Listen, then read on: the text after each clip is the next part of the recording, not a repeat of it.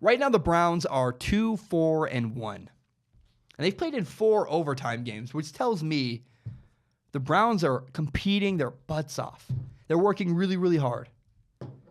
They're better than their record of 2 wins, 4 losses, and a tie. The Browns are better than their record. This is not the only place we've seen this happen in sports recently. I saw a parallel between the Browns and actually Oregon State volleyball. I have a friend of mine who's an insider. She's a broadcaster for the Pac-12 network, went to school here. And she was talking about how Oregon State volleyball is 0-10 in Pac-12 play. They have not won a single game in the Pac-12, and yet they're better than their record suggests.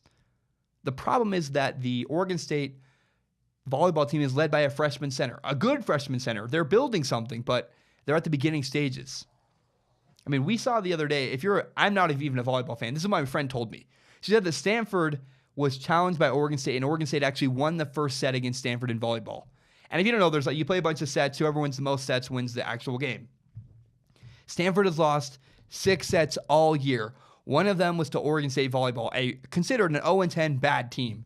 But they're better than their record suggests. They're just young and building something. I think it's interesting. Nobody watching Oregon State volleyball is calling for the coach to be fired because they understand the situation. They get that Oregon State volleyball is building a culture around this new freshman center. We're seeing a similar thing happening with the Cleveland Browns. It's rookie quarterback Baker Mayfield. They're building something around Baker. They've played in 4 overtime games. I know they're 2-4-1, but only one of their games was more than double digits. They got blown out by the Chargers. Every other game the Browns have played in has been by 1 score.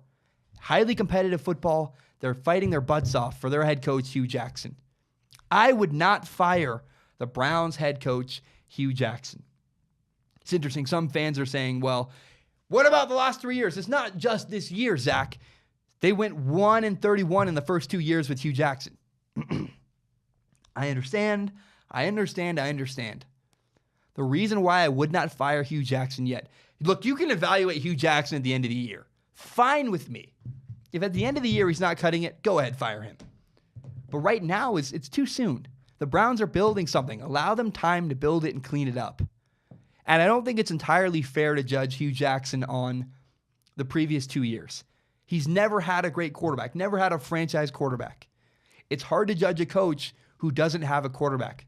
Bill Belichick even got fired from the Cleveland Browns because he didn't have a quarterback. Like, hello? If Bill Belichick got fired by the Browns, there's a trend here. You need a quarterback to win in Cleveland. Judge Hue Jackson on this year with a quarterback and wait till the end of the year before you make a decision on Hue Jackson. I think he can coach. I think he's building something in Cleveland. And I would just have patience if I was a Cleveland Browns fan.